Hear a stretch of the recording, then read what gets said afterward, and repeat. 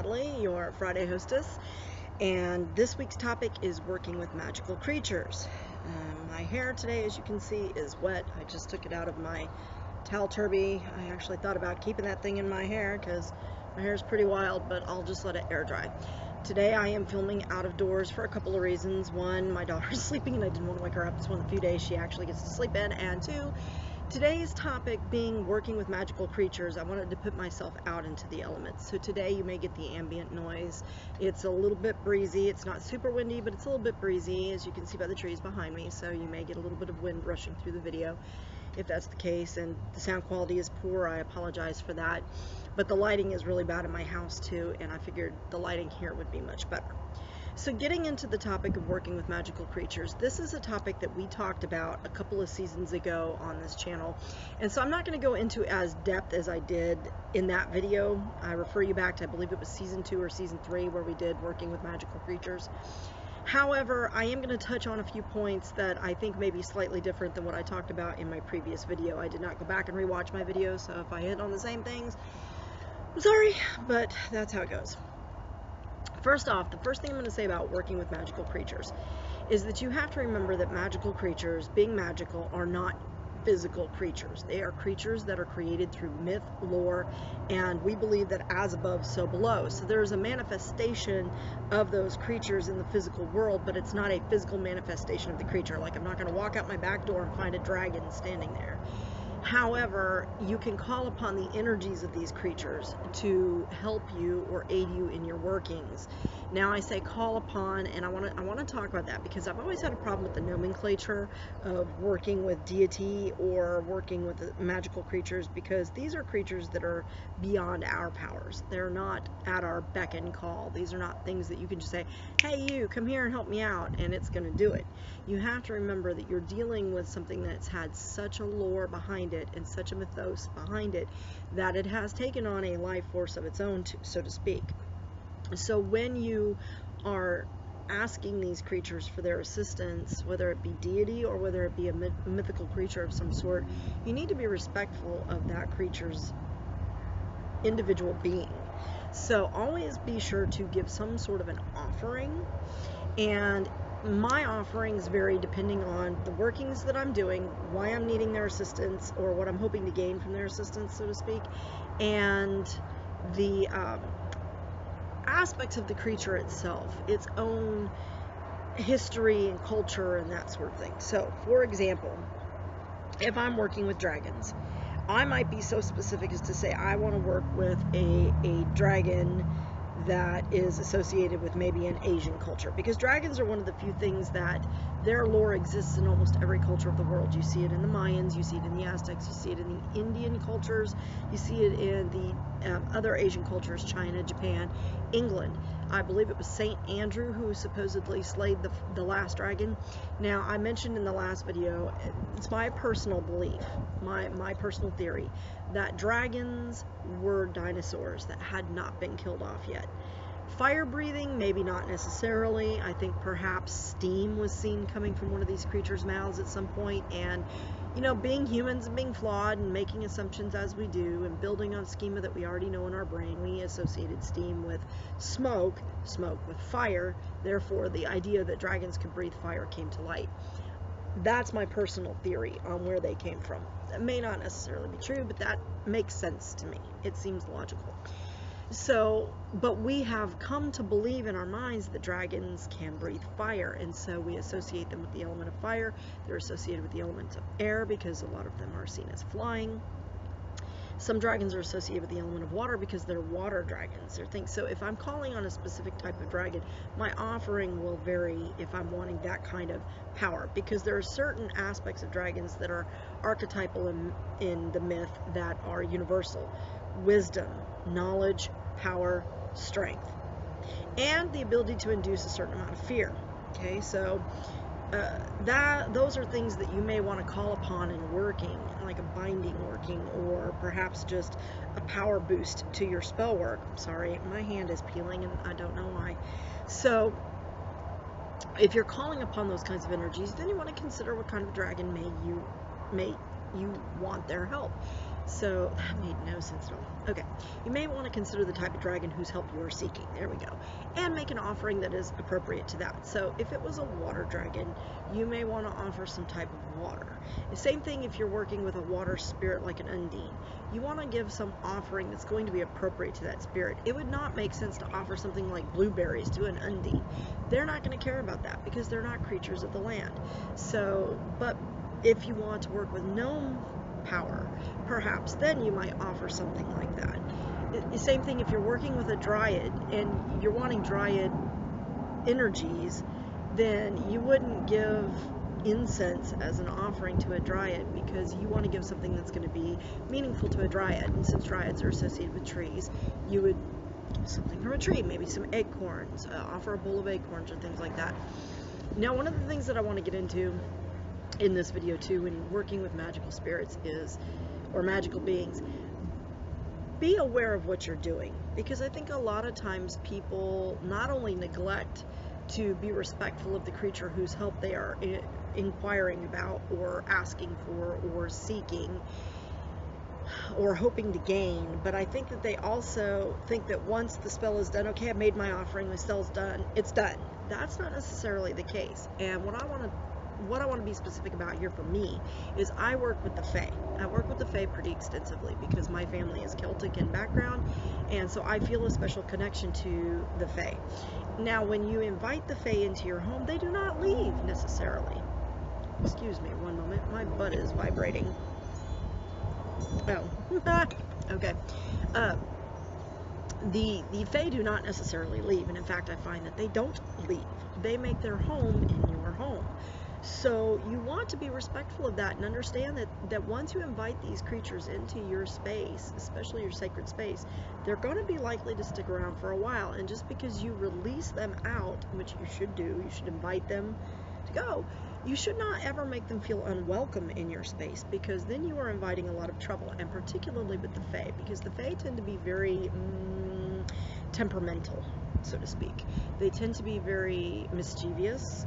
And so, for example, if you invite Fae energy into your working and all of a sudden you start seeing fairy rings of mushrooms or toadstools popping up in your yard, don't go yanking them out. You know, my husband did not believe me about this, and I had been doing some working with the Fae, and we had a small fairy ring that popped up in the front yard, and my husband goes, "Oh, those toadstools are poisonous." He's out there like popping them out of the yard, and I'm like, "Don't do that, don't do that." He didn't listen to me, and things started disappearing around the house. True story. He didn't believe me either, and I told him, look, you know, he's like, "Where did this go?" We looked everywhere. Everybody looked for it, couldn't find it. Once I told him, you need to stop yanking out those mushrooms, and he actually stopped doing it, and I was able to appease them by giving them some sort of offering, usually milk and honey. They really like milk and honey. I just put it in a little bowl and leave it out outside somewhere. Guess what? Things started appearing again. They started showing up in places we had already looked for them. He came home and something he'd been looking for was right on top of his dresser. He swears one of us found it and put it there. None of us did.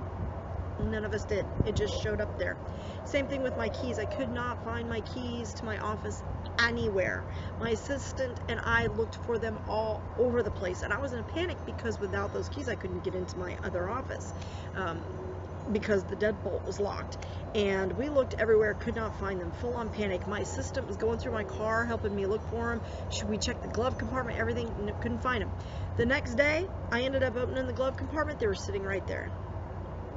True story.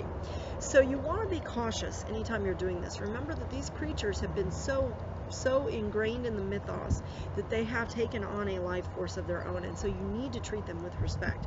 Aside from just giving offerings, making them welcome in your space. Do not turn your back on them once you ask for their aid.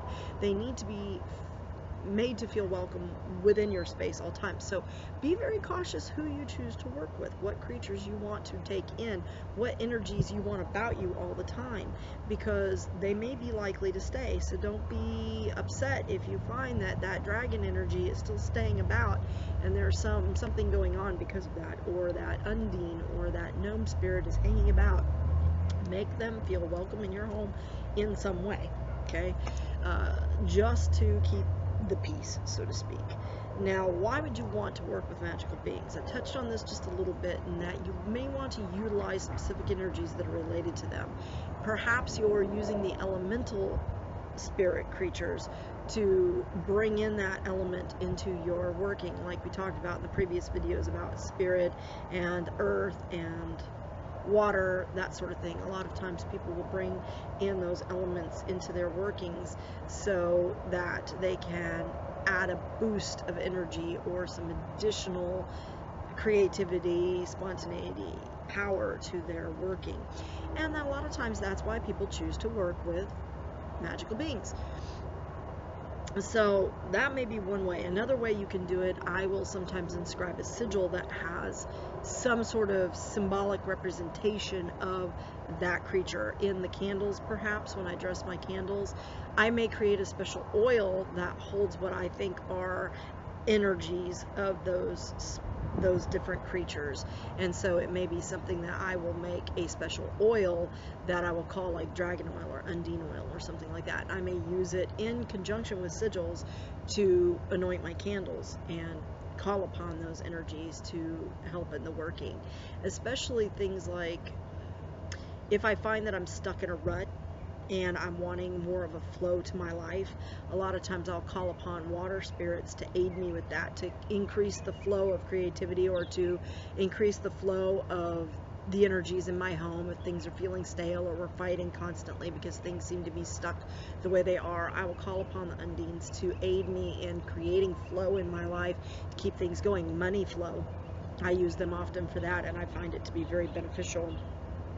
So, and what's funny is that, you know, those of you that are familiar with Lady Grave Dancer Tequila, she utilizes frogs in money spells often, and for her, frogs equate to prosperity and money, and frogs are something that are related to water. So I was able to pull that element into mine as well and utilize that in my practice. So that's been pretty good.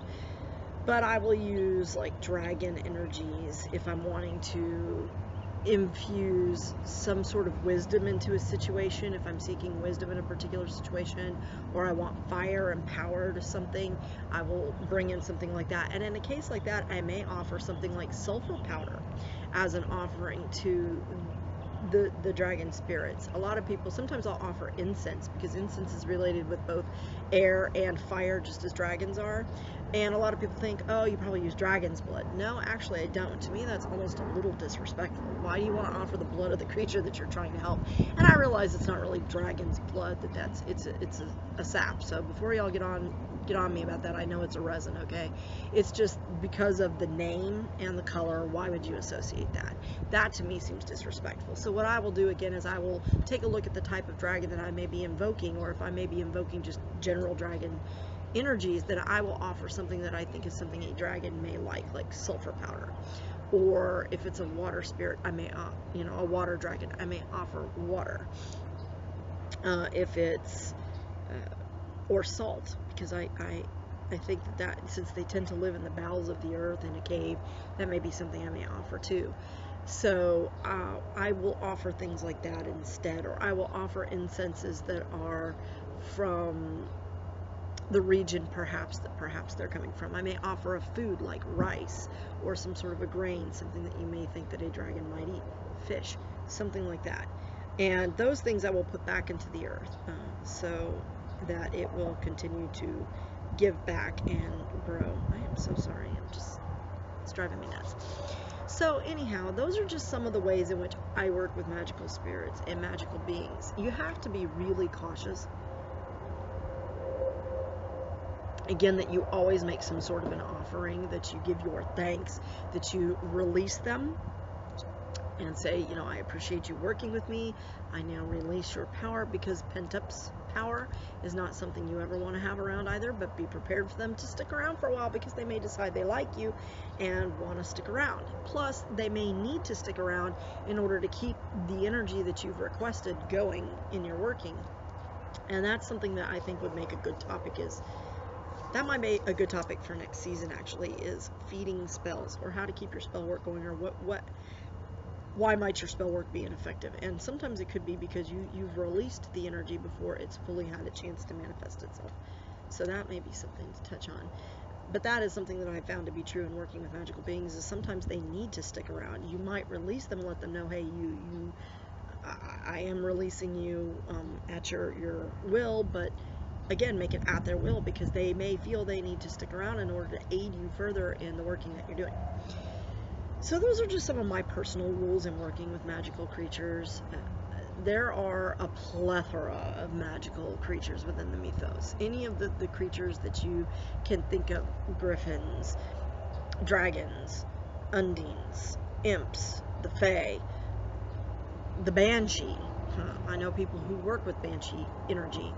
I know people, to me that's a lot like calling on a deity, and to me working with deity is a little bit different than working with a magical creature, but similar in certain ways. I think that other creatures I've heard people call upon, well, that's more of a goddess. I was going to say Medusa, but Medusa is actually a goddess, or just an aspect of a goddess, so I don't want to get into that. But other creatures such as that, I have heard people call upon for assistance and aid in certain spell workings. And so you might want to look around and just do a little research. Google kind of what kind of magical creatures do people work with, what are some of the magical creatures people have worked with. And remember that magical creatures, being magical, are not, again, they're not physical in terms of, you're not going to walk out your front door and there's going to be a dragon or an undine, or they are energy beings. And so you can create your own magical beings. There may be something, if you are one of these really good people that does a lot of game design or something like that, you can create your own magical beings that will be there to aid you in your workings, perhaps drawing on the energies of various different magical beings. Perhaps you can create something new. Just be prepared for whatever consequences that may take, because for every action there's an equal and opposite reaction. There's going to be a consequence to that.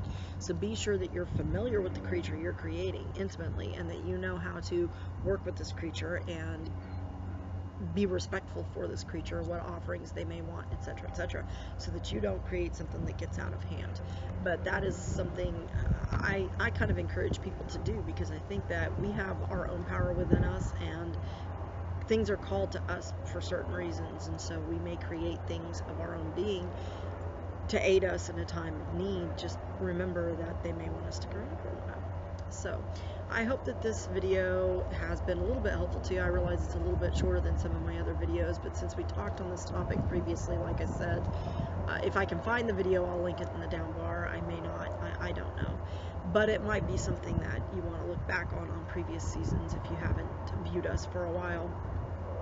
But those are some things that I hope added to and weren't just a rehash of things that other people mentioned in their videos this week. I appreciate you watching. Thank you so much. And remember that as the veil thins, feel that energy and be respectful. Blessed be.